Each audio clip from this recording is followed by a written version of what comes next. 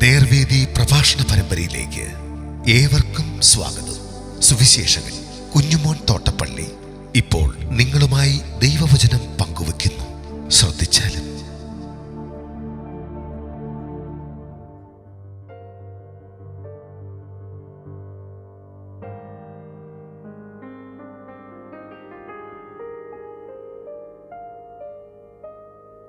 പിൻപന്മാർ മുൻപന്മാരാകും.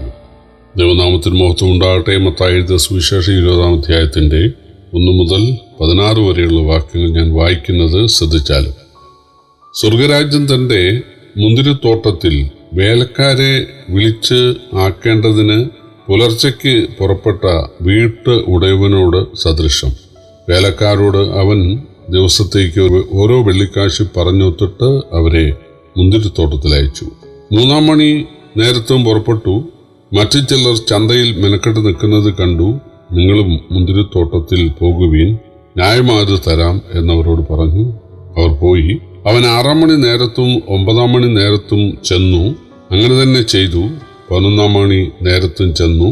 മറ്റു ചിലർ മെനക്കെട്ട് നിൽക്കുന്നത് കണ്ടിട്ട്, നിങ്ങളിവിടെ പകൽ മുഴുവൻ മെനക്കെട്ട് നിൽക്കുന്നത് എന്ത് എന്ന് ചോദിച്ചു. ഞങ്ങളെ ആരും കൂലിക്ക് വിളിക്കായികൊണ്ടത്രേ എന്ന് അവർ പറഞ്ഞപ്പോൾ, നിങ്ങളും മുന്തിരിത്തോട്ടത്തിലേക്ക് ചെല്ലുവീൻ എന്നവരോട് പറഞ്ഞു. സന്ധ്യയായപ്പോൾ മുന്തിരിത്തോട്ടത്തിന്റെ ഉടയവൻ തന്റെ വിചാരകനോട് വേലക്കാരെ വിളിച്ച്, പിൻപന്മാർ തുടങ്ങി മുമ്പന്മാർ വരെ അവർക്ക് കൂലി കൊടുക്ക എന്ന് പറഞ്ഞു.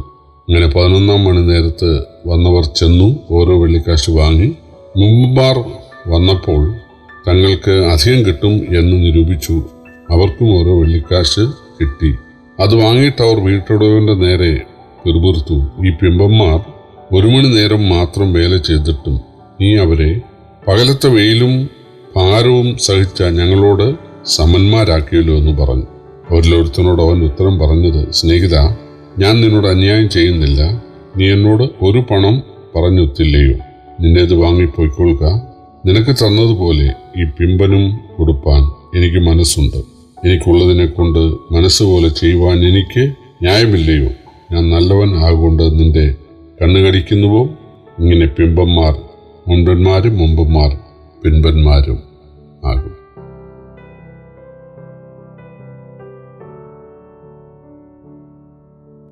കർത്താവായ യേശു തന്നെ രക്ഷകനായി സ്വീകരിക്കുന്ന ആളുകൾക്ക് ത്യാഗം സഹിക്കേണ്ടി വരും എന്ന് പറഞ്ഞു.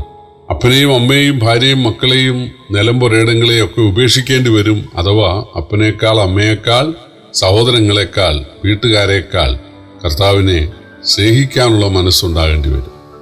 കുടുംബാംഗങ്ങളെക്കാൾ, സ്വത്തിനേക്കാൾ കർത്താവിനെ സ്നേഹിച്ച്, കർത്താവ് എനിക്കായി കുരിശിൽ മരിച്ചു, അതുകൊണ്ട് ഞാൻ അവനെ സ്നേഹിക്കണം, അവൻ്റെ കൽപ്പന ആചരിക്കണം എന്ന് തീരുമാനമെടുത്ത് സ്നാനപ്പെട്ട് സഭയോട് ചേർന്ന് ആരാധിക്കുമ്പോൾ അപ്പനെതിരാകും, അമ്മയെതിരാകും, ഭാര്യയോ ഭർത്താവോ മക്കളോ എതിരാകും. കുടുംബസ്വത്ത് കിട്ടാതെയും വരും. നാട്ടിൽ നിന്ന് ഉപദ്രവങ്ങളും നിന്നയും പരിഹാസവും ഉണ്ടായെന്ന് വരും. ആ ത്യാഗമൊക്കെ സഹിക്കാൻ തയ്യാറാകണം. അങ്ങനെ സഹിക്കുന്ന ആളുകൾക്ക് തീർച്ചയായിട്ടും ഈ ഭൂമിയിൽ വെച്ച് തന്നെ 100 മടങ്ങ് അനുഗ്രഹമുണ്ടാകും എന്നാണ് യേശു പറഞ്ഞത്. ഒപ്പം യേശു പറഞ്ഞു, ആ കാര്യത്തിൽ പിമ്പന്മാർ മുമ്പന്മാരാകും. കർത്താവ് അത് പറയുന്നത് അതായത് സമയത്തിൻ്റെ കാര്യത്തിലാണ്, ടൈം ആസ്പെക്റ്റാണ്. യേശുവിനെ രക്ഷകനായി സ്വീകരിച്ച ശേഷം നമ്മൾ ചെയ്യുന്ന അധ്വാനത്തിൻ്റെ അടിസ്ഥാനത്തിലല്ല നമ്മുടെ അനുഗ്രഹിക്കുന്നത്. യേശുവിനെ രക്ഷകനായി സ്വീകരിക്കുന്ന ആ ഒരൊറ്റ കാര്യത്തിൻ്റെ അടിസ്ഥാനത്തിലാണ്. യേശുവിൻ്റെ ശിഷ്യന്മാരൊരിക്കൽ സുവിശേഷം അറിയിക്കാൻ പോയിട്ട് വന്ന് പറഞ്ഞു, ഭൂതങ്ങൾ ഞങ്ങൾ കീഴടങ്ങുന്നു. യേശു പറഞ്ഞു, ഭൂതങ്ങൾ കീഴടങ്ങുന്നതിലല്ല, സ്വർഗത്തിൽ നിങ്ങളുടെ പേരെഴുതിയിരിക്കുന്നതിൽ സന്തോഷിക്കുക. നിങ്ങളുടെ സേവനങ്ങൾ അതിൽ പ്രശംസിക്കാനൊന്നുമില്ല. ഞാൻ ചെയ്ത കാര്യം, നിങ്ങളുടെ പേര് ഞാൻ സ്വർഗത്തിലെഴുതി, അതാണ് വലിയത് എന്നാണ് യേശു പറഞ്ഞത്. അതുപോലെ യേശുവിനെ രക്ഷകനായി സ്വീകരിക്കുന്ന ആളുകൾക്ക് തീർച്ചയായിട്ടും ഈ ഭൂമിയിൽ സേവനങ്ങളുണ്ട്, അധ്വാനമുണ്ട്, വെയിൽ ഒക്കെ സഹിക്കണം, ഭാരം ചുമക്കണം. പക്ഷേ നമ്മൾ ചെയ്യുന്ന ആ കാര്യമല്ല വലിയത്. കർത്താവിൻ്റെ സ്നേഹവും കർത്താവ് നമ്മളെ കൈക്കൊള്ളുന്നതും ആണ് വലിയത്. യേശുവിൻ്റെ ഈ സത്യം ഒരു ഉപമയിലൂടെ യേശു വ്യക്തമാക്കിയ സ്വർഗരാജ്യം മുന്തിരിത്തോട്ടത്തിലേക്ക് വേലക്കാരെ വിളിച്ചാക്കാൻ പുറപ്പെട്ട ഒരു വീട്ടുടമയുടെ സദൃശം. അവൻ പുലർച്ചെയാണ് പുറപ്പെട്ടത്. യഹൂദന്മാരുടെ ദിവസം ആരംഭിക്കുന്നത് രാവിലെ 6 മണിക്കാണ്. അപ്പോൾ ഇതൊരു 7 മണിക്കെന്ന് വിചാരിക്കാം. ഒരു വെള്ളിക്കാശ് പറഞ്ഞൊത്തു. പിന്നീട് 2 മണിക്കൂർ കഴിഞ്ഞ്, അതായത് 3-ാം മണി നേരം, അതായത് നമ്മുടെ 9-ാം മണി, രാവിലെ 9 മണി. പിന്നീട് 12 മണി, 6 മണി, 12, പിന്നെ 3 മണി, 4 മണി. ഈ സമയത്തെല്ലാം യജമാനൻ പോയിട്ട് ആരെങ്കിലും പണിക്കാരുണ്ടോ, വെറുതെ ഇരിക്കുന്നവരുണ്ടോ എന്ന് നോക്കി അവരെ മുന്തിരിത്തോട്ടത്തിലേക്ക് പറഞ്ഞയച്ചു. ഇത് വളരെ യുക്തിക്ക് ചേരുന്ന ഒരു കാര്യമാണ്. കാരണം മുന്തിരി പഴുത്താൽ ഒട്ടും വൈകാതെ അത് പറിച്ചെടുത്തില്ലെങ്കിൽ അത് ചീഞ്ഞു പോകും. അതുകൊണ്ട് പരമാവധി ആളുകളെ സംഘടിപ്പിച്ച് അത് മുറിച്ചെടുക്കേണ്ടത് ആവശ്യമാണ്. ആദ്യം വന്ന ആളിനോട് നാട്ടു നടപ്പനുസരിച്ച് ഓരോ വെള്ളിക്കാശ് കൂലി പറഞ്ഞു വെത്തു. പിന്നീട് വന്നവരോട് ന്യായമായി തരാമെന്നേ പറഞ്ഞുള്ളൂ.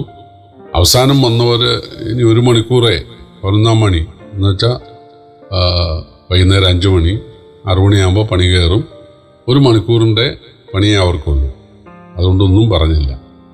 പക്ഷേ വൈകുന്നേരം 6 മണി കഴിഞ്ഞ് അവർ പണി കയറി കൂലിക്ക് വന്നപ്പോൾ യജമാനൻ അവസാനം വന്നവരെയാണ് ആദ്യം ക്ഷണിച്ചത്. അവർക്ക് ഓരോ വെള്ളിക്കാശ് കൊടുപ്പിച്ചു. അവസാനം വന്ന ആളുകൾ വിചാരിച്ചു നമുക്ക് കൂടുതൽ കിട്ടുമെന്ന്. അവർക്കും ഓരോ വെള്ളിക്കാശ് കൊടുത്തു. അപ്പോൾ അവർ പിറുപിറുത്തു. അതിലൊരാളോട് യജമാനൻ പറഞ്ഞു, ഞാൻ ഒരന്യായം നിങ്ങളോട് ചെയ്തിട്ടില്ല. നിങ്ങളോട് പറഞ്ഞൊത്തത് ഞാൻ ചെയ്തു. പിന്നെ അവസാനം വന്ന ആളുകൾക്ക് ഞാൻ ഒരു വെള്ളിക്കാശ് കൊടുത്തു. അത് ഞാൻ നല്ലവനായതുകൊണ്ടാണ്. നല്ലവൻ എന്ന് പറഞ്ഞാൽ നമുക്ക് 1-2 കാര്യം ചിന്തിക്കാം. അവരെ ആരും കൂലിക്ക് വിളിച്ചില്ലെന്നാണ് അവർ പറഞ്ഞത്. വെറുതെ മടിയന്മാരായിട്ട് ഇരുന്ന് അവിടെ എന്തെങ്കിലും കളിച്ചുകൊണ്ടിരിക്കുകയല്ല.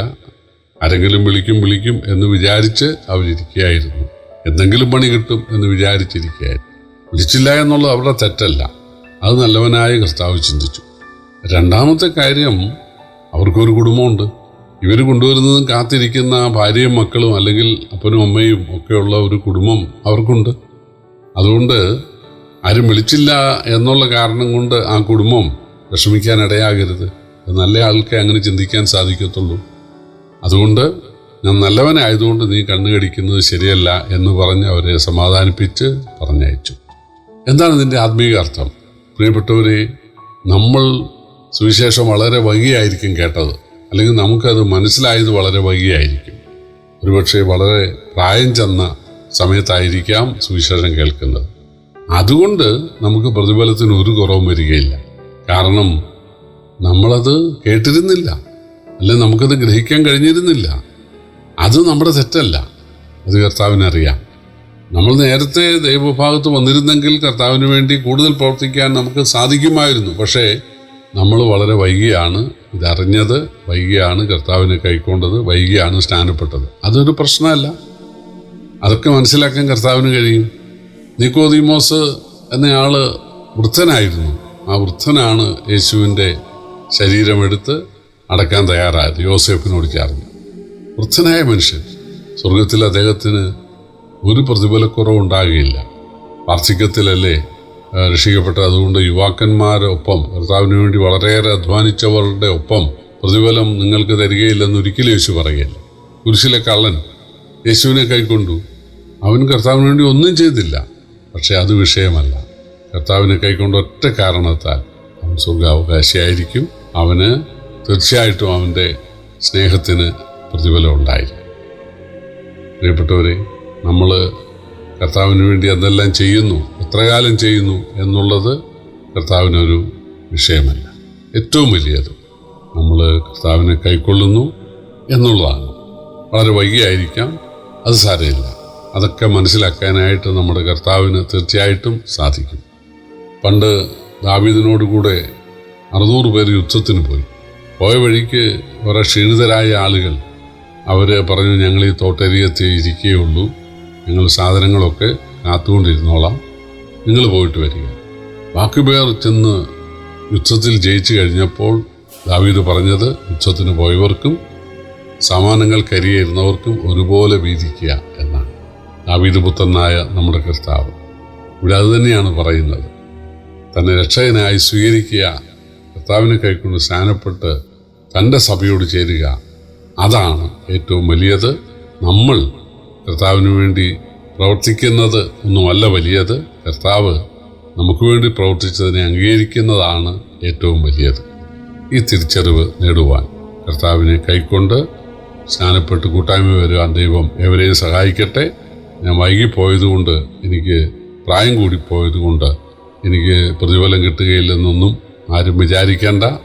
നമ്മുടെ കർത്താവ് നല്ലവനാണ്. അതുകൊണ്ട് ആ നല്ലവനായ കർത്താവിനെ സ്നേഹിക്കുവാൻ എവരെയും കർത്താവ് സഹായിക്കട്ടെ. കർത്താവിൻ്റെ വലിയ നാമം വാഴ്ത്തപ്പെടുമാറാകട്ടെ.